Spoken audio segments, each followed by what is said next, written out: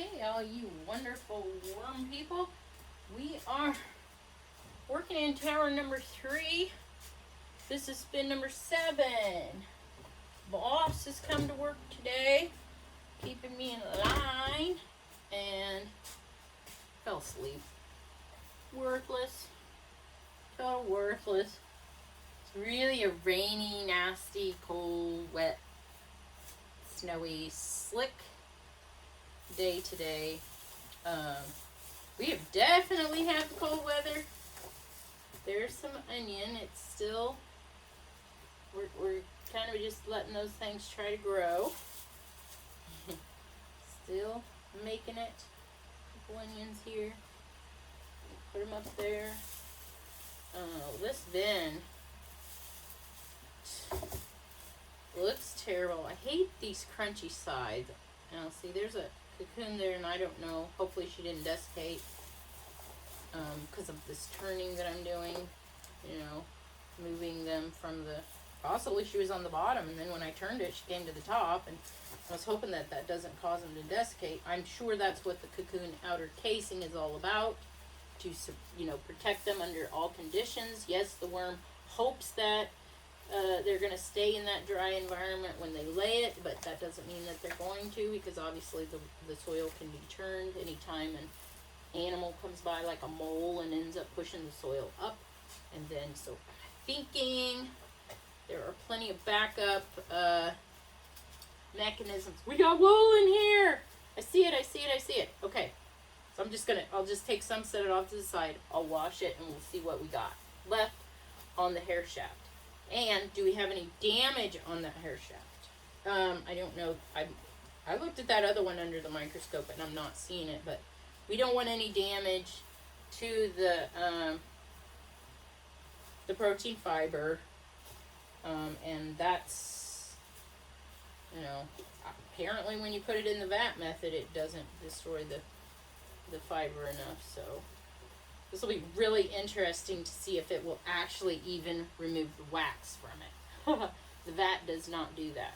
You have to boil it then under, oh my gosh, and boiling wool is, you really don't boil it. You simmer it. You don't want those bubbles moving the wool, because then they will felt. Okay, so you don't want that. So, hi boss. Are we talking too loud? So that'll be an interesting find or bit of knowledge that we gained from using this wool as our bedding source, and see what it would do to absorb the moisture levels in the bin. And now we'll just see what these bins can be used as something like the vat method, where we, that's just dead, clean the wool. We're doing that with the bee frames as well in the next tower. So we'll look at them tomorrow. I think this wool is in the middle. Yeah. Okay. So, I'm afraid this bin is still very, very moist. I don't know how moist it was really compared to the rest, but still definitely extremely moist. So we're not going to be putting the lid on this one this week, but food tunnel is pretty much gone. No food left. I feel that's like good. We're going to make them forage though. Should be plenty of bacteria and stuff in here for them to eat. Protozoans. I'm going to move this in together with the dry top layer. One thing was we had leaves on half and not the other half. I don't see that it made a difference. Go ahead and put leaves on the whole thing. I think it does still remove plenty of moisture. The cocoons are phenomenal in here. And I have made a recording before on how much they love packing this wool full of cocoons. They really do. But I just want to take a small amount here. Try not to have cocoons in it. This is very wet. I mean, this wool, let me see if I can, well, I want to try to get full locks, okay? We're just going to wash, say maybe these locks right here. Oh, it's still got really good integrity. You listen for that vibrational sound. And the fact that, one, look at, I am not able to pull those apart. So, I do not think very much damage from either bacteria or mold. Now, I've got worms in here I'd like to get out. I'm not going to work on that right now and bore you to death. But, so,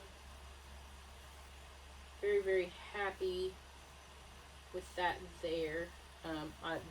I'm just gonna mix it in over here, the wool. We'll see. This is gonna be exciting. What I'm really, really trying to see is if this method removes the wax as well. Is there a species that will live in this aerobic condition but will not live in the low oxygen condition of the vat? And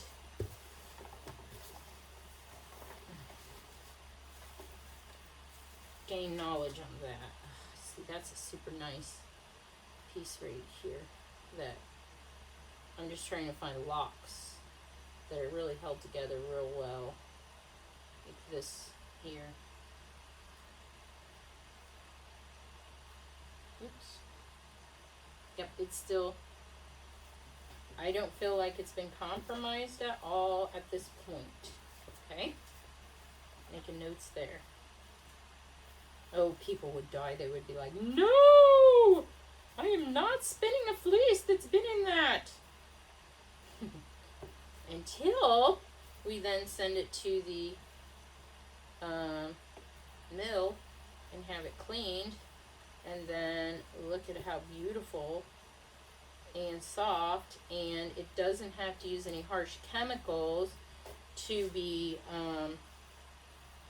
washed. And so what happened, well, what they're doing with a lot of these wools now, it's called super wash. And they just strip, they use extremely harsh chemicals to just strip the scales off of the fleece, because they're saying it's the scales, I guess, that cause, well, they want it, so super wash means you can wash it in the washing machine. So obviously, so when they rip the scales off, it loses its ability to felt the wool. So you can wash things in the washing machine. But apparently those super, super harsh chemicals that do that also make it, I think so the wool is, you're more allergic to it, maybe. Can't, until I do those studies myself, I can't say for sure that, yes, it's the wool, it's not the wool that's scratchy and itchy, or it's the, causing you to itch, it's the, toxic chemicals they're using to wash the wool.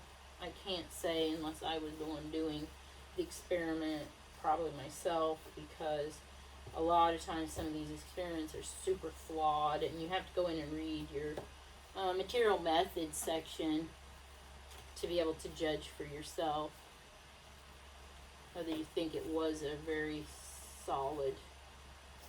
Look at there, beautiful. Okay, so we're still very wet. I feel like that wool just did not absorb a whole lot. And look at all these leaves. We worked a week putting that, a whole lot of leaves. So, there's not much I'm going to be able to do in these bins anymore. I am chocked full of substrate. And all I can do at this point now is leave the lids off. And that's what I'll do. We got a good little investigation going on here, though, with this wool, I feel. Oh, my gosh, this is still super wet. Super wet here, guys. Super wet. That's okay. That's okay. I don't feel like surely we've got some anaerobic conditions in here, but with this amount of worms, I'm not feeling crazy scared about, boy, they're down foraging them leaves, I think. Crazy scared about any pathogens going wild, because we got the good microbes here, good protozoas, gonna be keeping them low, gonna be gobbling them up as soon as they're multiplying, get started. So I'm wondering also, is it possible that, you know, maybe we should make these do more foraging than, wait, there's still a lot of wool in here. Okay, this is a mess. That way they're actually eating way more of those biology than they are eating substrate. I'm not sure. Maybe they're going to do both just fine, and I'm wondering, okay, so even for these breeder type bins, I think I'm wanting way more population. Keep the young ones in here. Make sure, because what is most important to me are these castings and these microbes in here, not separating out castings or selling worms, anything like that. For now, anyway. So then, I guess, all you friends out there who are raising these worms and you want to sell those castings, I don't know, maybe somebody's already done it. Sent your castings out there, like that one study where they could tell how much nitrogen had been converted from carbon to nitrogen. So what are your nitrogen in your castings? I guess, is there different levels, or is it kind of all the same amounts of nitrogen in there? Do you guys have that tested, or no? Because then you could sell, I guess, according to the test, what your rates are. I don't know, because like I said, they're going to be looking for this biocomplete compost to do their microbial farming, and apparently the government's on board with it.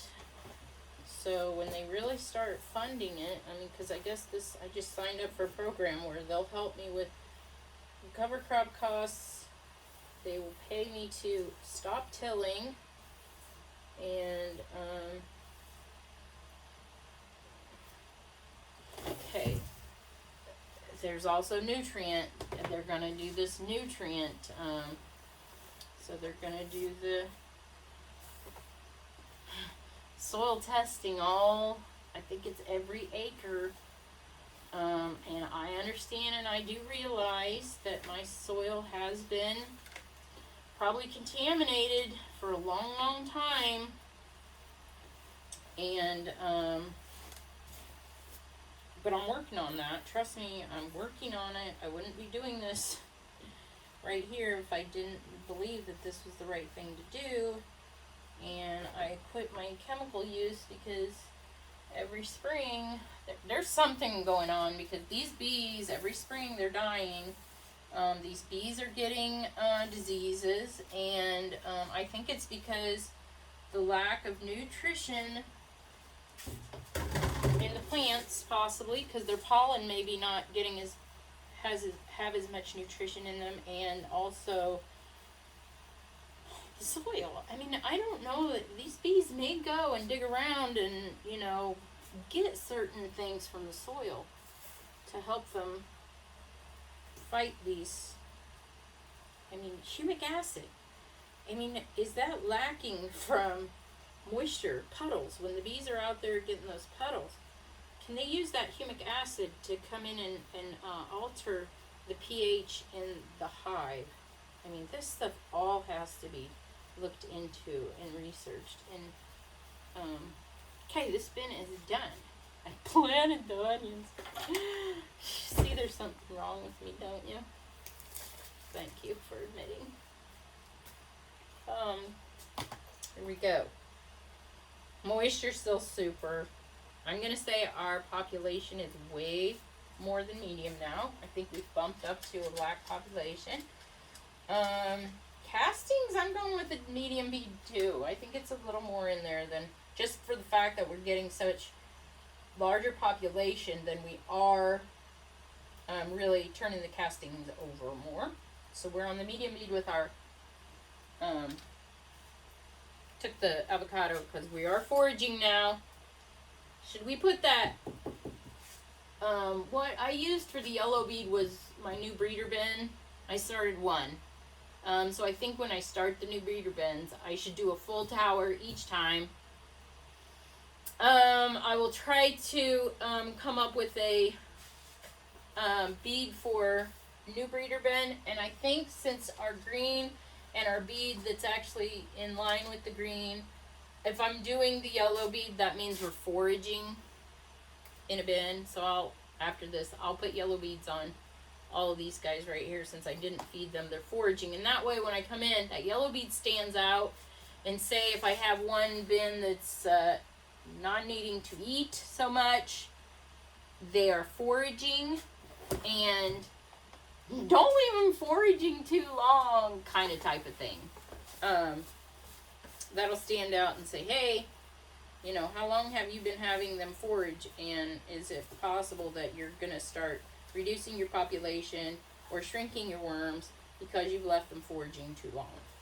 They need new bedding or they need some food. Possibly. I don't know. We'll see.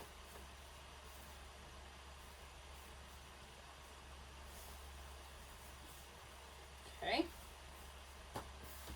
Good thing we had extra leaves, right? I need to refill that bucket every so often. But I'm just doing these recordings for myself so that I can monitor these bins, and I can always go back to, oh boy, this, see how wet that got there? This is my sample here. He's coming out. He's ready to come out. Come on, get down in that soil. I'll go wash this off before I get into the next bin, because we are going into bin 8, so we're going to be done with this tower and not be going into, here's a little tiny critter here I don't want to lose. Yeah, this wool has not, they have not gotten to the protein core yet at all. Come on, buddy. Oh, he's not letting go. Okay, so hopefully he'll go flying on out of there. That's it for this video. Help share in the comments some more scientific research, studying, investigation that you can think of that needs to be done, that maybe can be done, you know, in these bins, since I have so many, and I have different towers. So, oh my goodness, we have a lot of worms on the table. And I am trying to do different, gain knowledge through each different tank. And since these tanks, I'm not using them for, say, collecting cocoons, so I don't need fine bedding. I'm not, you know, pulling worms out. This is for the amendments. The worms are going to stay with them. They're going to the grower, half of them anyway. I am going to do breeders, restock the breeders, but so maybe I can do some experience in these bins that you guys can't, because you don't, I mean, you have to keep cranking out cocoons to sell, so you can't be messing around with your bedding. I get that, you've got to make an income. These, it doesn't matter, so give me some ideas in the comments if you want to see something go through these bins that I can throw in there and it's not going to hurt my substrate at all, so it can only benefit it, because I want that more diverse substrate for more microbes. Stay tuned, we're going to be in bin 8.